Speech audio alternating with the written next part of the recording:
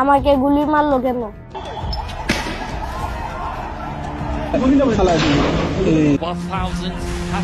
এই অধিকার কে দিছে? আমাকে যারা মেরে ফেলতে চাইছিল তাদের জন্য ফাঁসি হলো। পরে আমি গেছি জায়গা থেকে বাচ্চা এমনি পড়িয়া যখন ডাক্তার ওর পেট চাপ দিচ্ছিল, চাপ দেওয়ার পর দেখলো যে বুড়ি দিয়ে ভাত বাইরিয়ে গেছে।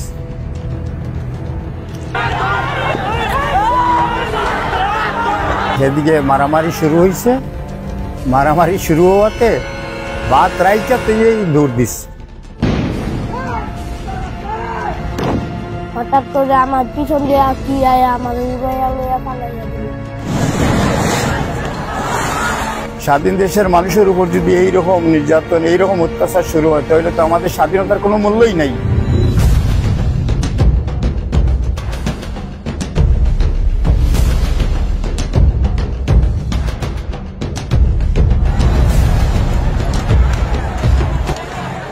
19 জুলাই সকালে ঘুম থেকে উঠে আমি নাস্তা খেয়ে বের হয়েছিলাম। বাসায় এসে গোসল খাওয়া দাওয়া করে নামাজ পড়তে গেছিলাম। নামাজের পর অনেক উড়াতারা দেখলাম। শুক্রবারে ঘুমের থেকে উঠছি, উঠতে শুক্রবারিয়া দিন জুম্মাতে যাব। এই ছেলে সবাই গা গোসল ধইয়া জুম্মার জন্য প্রস্তুতি নিচ্ছি। জুম্মাতে চলে গেছি, জুম্মাতে আসছি। জুম্মাতে আসার পর সবাই খাওয়া দাওয়া করছি। আমার এই ছেলেটা লাস্টে আসছিল। এই ছেলেটারে বলছি যে বাবা তুমি খাওয়া দাওয়া করে কোথাও বাইরে বানা, বাহিরে হাঙ্গামা হওয়ার সম্ভাবনা আছে, তুমি কোথাও বাইরে বানা। কিন্তু ওই যে ছাত্ররা ঘোরাফেরা করতেছে, হাঁটাচলা করতেছে দেখে মানে সে আর খাওয়া দাওয়া কি আমরা সবাই খাওয়া দাওয়া করিয়া বাইরে গেছি। ওরে বলছি যে বাবা তুমি ভাত খাইয়া বাইরে আসো আমাদের সাথে, কারণ ছোট মানুষ। পরে সে বলছে আচ্ছা যান আমি আসতেছি বইলা বাসাতে সেদিকে মারামারি শুরু হয়েছে। মারামারি শুরু হওয়াতে ভাত রাইকা তো দৌড় দিচ্ছে। তারা দেখার পর ওদিকে আগাইতে যাইলাম। যাওয়ার পর দেখি গুলাগুলি হইতেছে। হওয়ার পর আমি গুলাগুলির সামনে যাইলাম। যাওয়ার পর আমি ইটকা ঢিলা নিয়ে আরম্ভ করলাম। এরপর পুলিশ যখন কাছে আসে তখন আমি দৌড়াইয়া দূরে যাইতে আসলাম। হঠাৎ করে আমার পিছন দিয়ে কি আয় আমার উড়াইয়া লইয়া পালাইয়া দিল। মেন রোডের রাস্তার থেকে ওই পার পর্যন্ত। পরে আমার পাও জিম দইরা যাইল। পরে দুজন ছাত্র এসে আমার লইয়া যাইল। প্রথম কাঁচা বাজারের ভিতরে একটা হাসপাতালে লইছে। থেকে লওয়ার পর কুয়েট মেডিকেল লইছে। কুয়েটের থেকে লইছে শহীদ সরোদি হাসপাতালে। তখন আমার ব্যান্ডেজ করলো। পরে আমি ব্যান্ডেজ করার পর আমি দেখলাম 3টা লাইটের সামনে দাঁড়া করাইলো। পরে আমি আর জানি না। পরের দিন সকালে উঠে দেখি আমি হাসপাতালে আইসিইউ দিতে। বিকাল 5:30টার দিকে আমার কাছে ফোন আসছে যে মনোর খা তোমার ছেলে তো মায়ের গুলি লাগছে, তুমি আসো। আমি কোথায় যাব, কোথায় গুলি খাচ্ছে, বাড়ি হতাশ যে এই বাচ্চার গুলি। যাক পরে দৌড়াইয়া গেলাম, যাইয়া এই টাচ মোবাইলে ছবি আছিল, ছবি নিয়ে গেছি।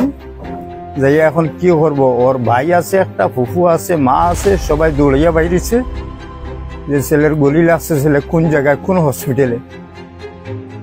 পরে আমি গেছি কুয়েতে, ছেলে গেছে ওই আইসিইউতে, ওর ফুফু ওর মা গেছে বাংলাদেশ মেডিকেলে। পরে যাইয়া আমি খবর পাইছি যে যাইয়া টাচ মোবাইল থেকে ছবি দেখাইছি। পরে ওরা বললো যে আঙ্কেল আপনার ছেলের গুলি লাগছে, আপনার ছেলেরে আমরা নিয়ে আসছি এই কুয়েত মেডিকেলে, আপনি দেখে আসেন। পরে আমি গেছি যাইয়া থেকে বাচ্চা এমনি পড়িয়া আছে। পরে এখান থেকে বাচ্চারে উঠাইয়া নিয়ে গেলাম শিশুতে। শিশুতে ওরা রাখে নাই কিসের জন্য, যখন ডাক্তার ওর পেট চাপ দিচ্ছিল, চাপ দেওয়ার পর দেখলো যে বুড়ি দিয়ে ভাত বাইরিয়ে গেছে। পরে ওরা এখানে রাখে নাই, পরে বলছে যে আপনারা বাংলাদেশ সৌরদিতে নিয়ে যান সরকারি হাসপাতালে। পরে আবার ওই জায়গাতে ডাক্তার ফোন দিচ্ছিল, মানে শিশু হসপিটালের যিনি ডাক্তার বড়, উনি ফোন দিচ্ছে, দিয়া বলছে যে শিশু বাচ্চা, ওই বাচ্চা আমাদের এখানে রাখিয়া চিকিৎসা করা সম্ভব না, কারণ কে থেকে কি হইয়া যায়। পরে সৌরদিতে নিয়ে গেছি, নেওয়ার পর আল্লাহ রহমত আলহামদুলিল্লাহ ডাক্তাররা 1 মিনিটও লেট করে নাই, মানে ওর অবস্থা ওর পরিস্থিতি দেখিয়া 1 মিনিটও লেট করে নাই। পরে আমার ছেলের সাথে সাথে ওরা অপারেশন সেন্টারে নিয়ে গেছে। পরে আমরা ঔষধপাতি এগুলা বাহিরে তাই না দিছি, পরে অপারেশন করছি। কারণ তখন তো মনে করেন অজ্ঞানের যে ঔষধ এগুলা নাই, শর্ট ইয়ার ঔষধের শর্ট, পরে ব্লাড এগুলা পরে আমরা সংগ্রহ করিয়ে দিচ্ছি। পরে বাচ্চার অপারেশন হয়েছে। অপারেশন হওয়ার পর মাননীয় প্রধানমন্ত্রী শেখ হাসিনা ভালো কথা, উনি টাকা 10,000 দিচ্ছে। যদি সন্তান চলিয়া যাইতো তাহলে 10,000 কি আর 10 কোটি টাকা, কি 10,000 কোটি টাকা তো আর ছেলে ফিরিয়া পাইতাম না। এখন আল্লাহ ভাগ্যে কি রাখছে সেটা আল্লাহ জানে, কিন্তু আল্লাহ বাচ্চাটারে যে বাঁচাইয়া রাখছে এর জন্য আমি সবার কাছে দোয়া প্রার্থী, সবার কাছে আমি দোয়া চাচ্ছি আল্লাহ যাতে আমার বাচ্চারে সুখে শান্তিতে রাখে, ভবিষ্যৎ যাতে উজ্জ্বল করিয়া দেয়।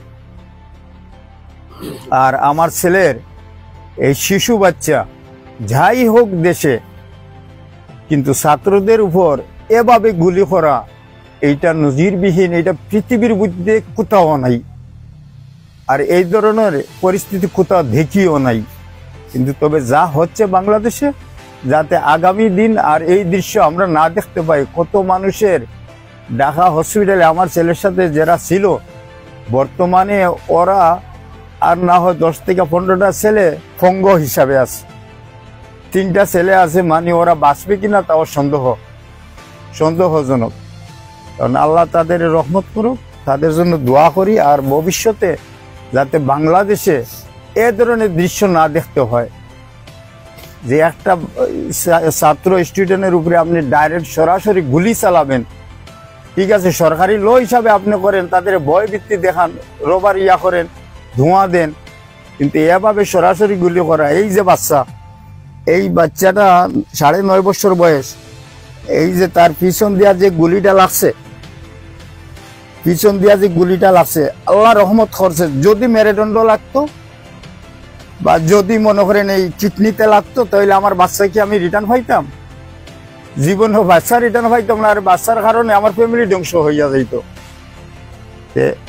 আল্লাহ রহমত করুক, বাংলাদেশে যাতে আর এই ধরনের এই সংকট না হয়, তার জন্য আমি সরকারের কাছে, মাননীয় ডক্টর ইউনূসের কাছে, মানে যারা দায়িত্বে আছে ছাত্র সংগঠন, সবার কাছে আমি আকুল আবেদন জানাচ্ছি যে আপনারা দেশটারে এমনভাবে গড়েন যাতে ভবিষ্যতে আর এ ধরনের দুর্ঘটনা না ঘটে, আর মানুষ যাতে এভাবে ফঙ্গ না হয়, আর মানুষ যাতে এইভাবে লাঞ্ছিত বঞ্চিত না হয়।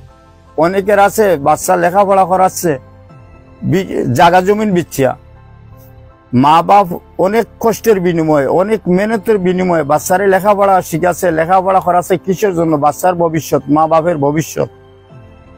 এখন এই বাচ্চা যদি কুলেতে সরিয়া যায় তাহলে তো ওই ভবিষ্যৎ কিছুই না। আমরা একটা স্বাধীন দেশের মানুষ, স্বাধীন দেশের মানুষের উপর যদি এইরকম নির্যাতন, এইরকম অত্যাচার শুরু হয়, তাহলে তো আমাদের স্বাধীনতার কোনো মূল্যই নাই। যে যারা এই ধরনের অত্যাচার, এই ধরনের গোলাগুলি করছে, তাদের সঠিক তদন্ত, সঠিক বিচার, যাতে ভবিষ্যতে এরকম না হয়। আর সরকার থেকে যাতে ভবিষ্যতে এরকম কোনো অর্ডার না আসে যে ডাইরেক্ট গুলি করেন। এইটা কোন ধরনের ইতিহাস? পৃথিবীর মধ্যে কোথাও এই ইতিহাস নাই।